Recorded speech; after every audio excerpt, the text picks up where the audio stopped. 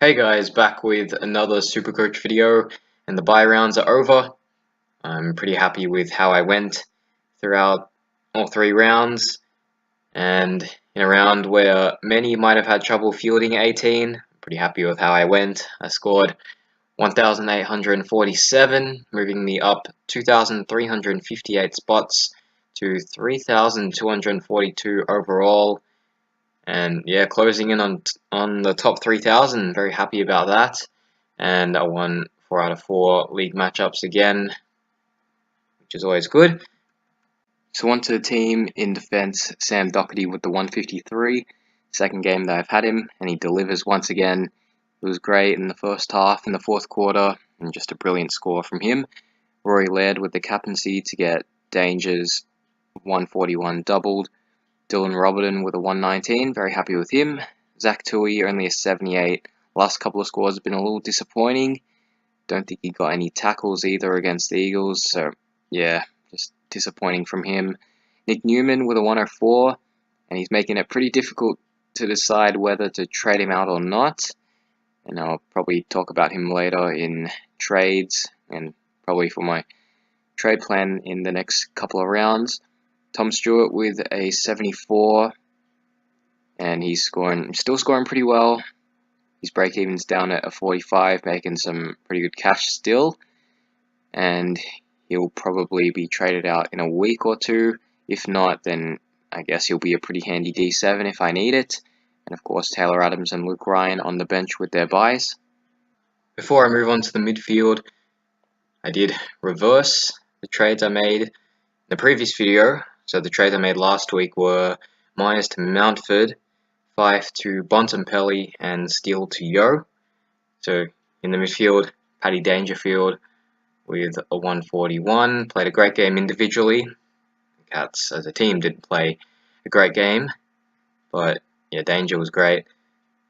And I got his double points as the vice captain. Joel Selwood with only a 73 got tagged for most of the game by Hutchings and gave up 4 free kicks, so that didn't help.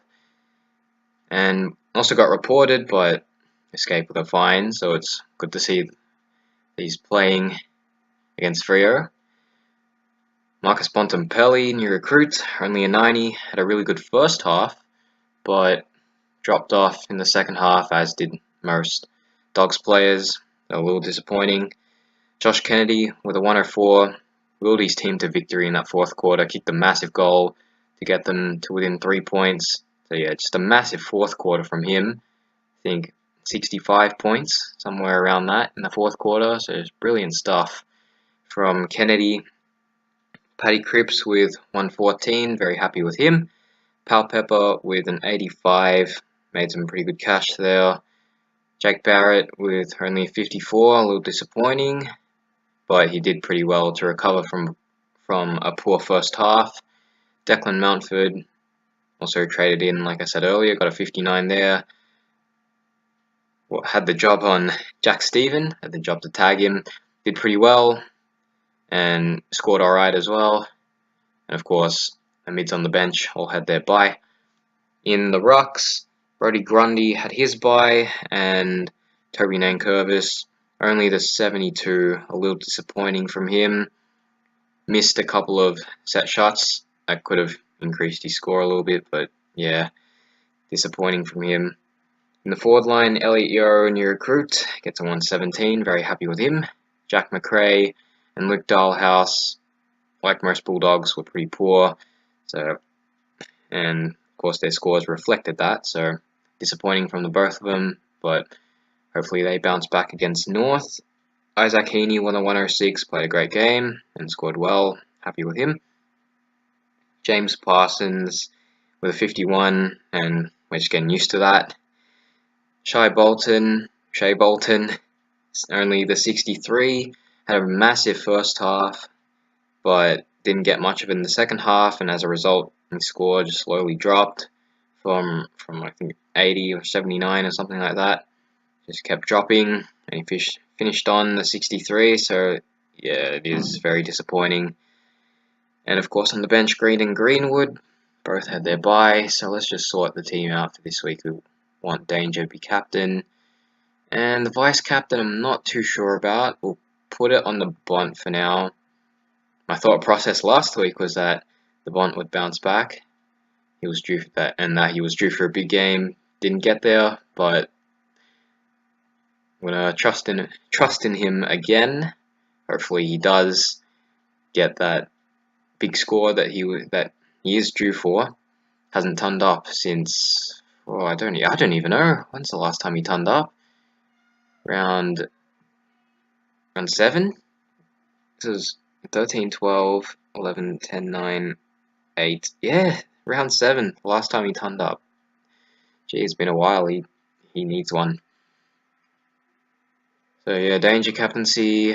Let's get Adams back on the field. Mitchell back on. And Pendlebury back on.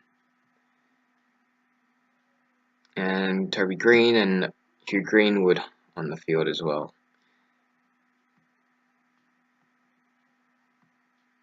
There we go. So for the trades that I want to make this week, Jake Lloyd is the main target, of course, and yeah, Palpepper and Barrett's break evens. I think Palpepper's a 60, Barrett's is a 55.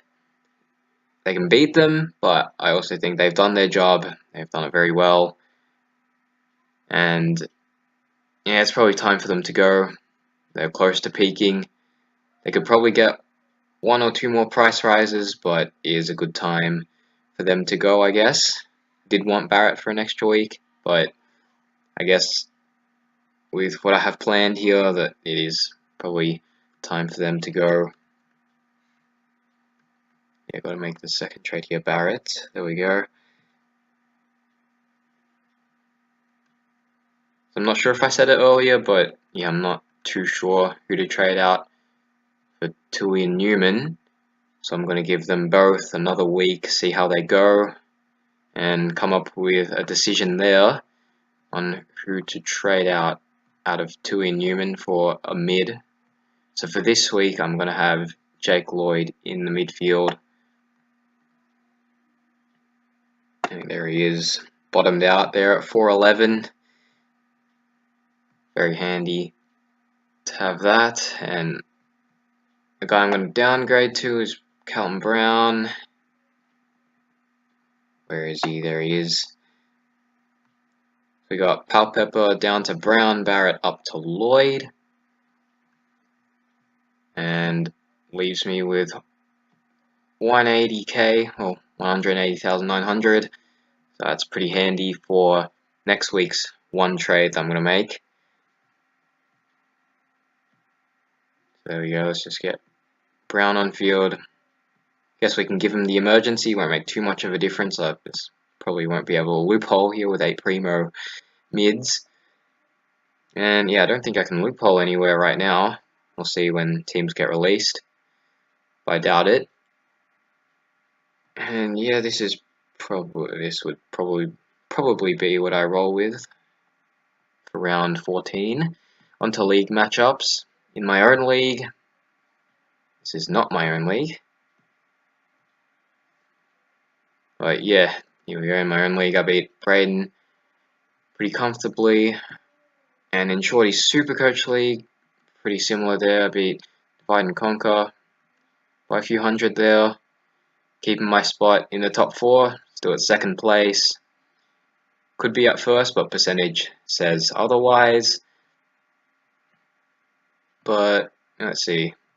Let's go to my 3rd league. I don't usually show this, but I do want to acknowledge the sinking. The guy I versed this week, I was very lucky to beat him because his premiums didn't fire. But he's ranked at 196, so that's brilliant stuff from him.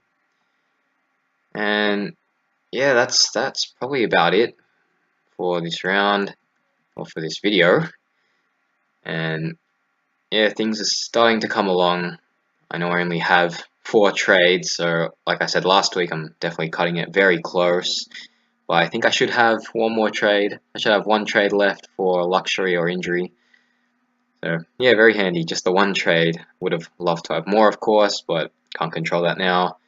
But yeah, this will probably be my team for round 14, and I'll see you guys in the next video.